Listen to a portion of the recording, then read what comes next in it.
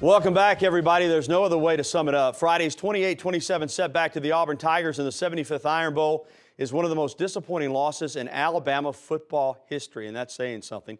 Bama squandered a 24-0 second quarter lead and was outscored 28-3 the rest of the way. Our Todd Hoyer is always capturing some great highlights like Chizik and Saban shaking hands before the game. And then Alabama came out and just made it look easy. First drive, textbook, 7 plays, 71 yards. Ingram caps it off with a 9-yard run on first and goal, 7-0 tie. Second possession, McElroy, 68 yards to wide open Julio Jones. Auburn busted a coverage. How do you not cover Julio Jones? He had 10 receptions, 199 yards, and a touchdown. He came up big. It's 14-0. The Bama defense, too, was playing lights out in the first half.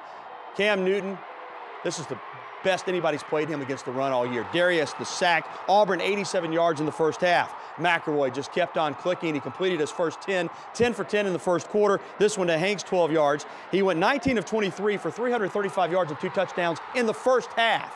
That's his career high in yardage. He said it in the first half. It was 21-0, but in the second quarter, Bama left points on the board. A drop touchdown pass by Richardson and 2 fumbles lost in the red zone. It was 24-7 at half, but you had a feeling they'd let Auburn hang around a little bit. Second play of the third quarter, Cam Newton drops back and just throws it up to Terrell Zachary. Mark Barron is there.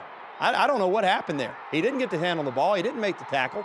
He didn't get interference. It's a 70-yard touchdown. Auburn's back in the game, 24-14, and they would take advantage. Finally, early in the fourth, they get the lead. Newton, 7 yards to tight end Philip Lutzenkirchen, 28-27. That would be the final. McElroy sustained a concussion late in that game, had to leave. Should be okay for the bowl game, but the Tide loses a heartbreaker. Let's go inside the numbers. Alabama still, with that huge first half, outgained Auburn 446 to 324. They had more first downs. They did have 2 turnovers to 1. They had more possession time. There you see the numbers from McElroy. Huge numbers for him, but most of it in the first half. Our John Huddleston now with more on the one that the Tide let get away. You could not have scripted a better first quarter of football for the Alabama Crimson Tide. Bama opened up on a 21-0 run while putting up 183 yards of total offense, but from that point on, Alabama squandered opportunities, left points on the field, and allowed the Auburn Tigers to put points on the scoreboard. We killed ourselves. We had plenty of opportunities to cash in, and we left lots of points on the field, so to lose by 1 point is real frustrating. Twice in the second quarter alone, Alabama turned the ball over at times when they could have turned out points. Ingram himself fumbled the football into the end zone, which resulted in an Auburn touchback, and then later, quarterback Greg McElroy turned the ball over at the 8-yard line. You know, those 2 opportunities were huge relative to the production that we had. We didn't get as many points as maybe we could have. Scoring opportunities that we squandered. Squandered by things like turnovers, squandered by things like drop passes in the end zone. Realistically speaking, if it wasn't for the Tide's costly mistakes, this game could have been over at halftime.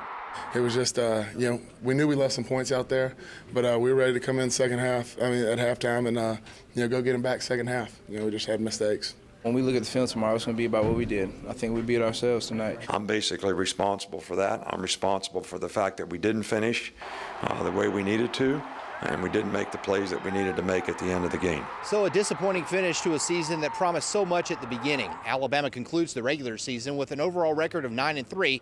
They'll now wait to find out their bowl destination. At Bryant-Denny Stadium, John Huddleston, WVUA Sports.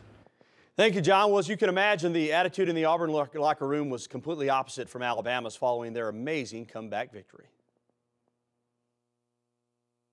I'm so proud and feel so blessed to be a part of the Auburn family. Our players, our coaches, our fans. That was a game that'll certainly go down in history. It's hard to come back when you're down 24-0 against anybody. Especially in this environment against that team in a rivalry game, really special. I think we'll remember this one for a long time to come. And I think that's the difference between last year and this year. We didn't finish games last year. We were up and we didn't finish. This year, when we're down, we know how to come back and we know how to finish the game when we was 1 point up today. So regardless, we fought adversity and fought everything, and we came out with a victory. Gene Chizik, Gus Malzahn, and Josh Bynes there. Up next for 12-0 AU is next week's SEC championship game against South Carolina, while Alabama will have to wait until bowl invitations go out to see where and who the Tide will play next.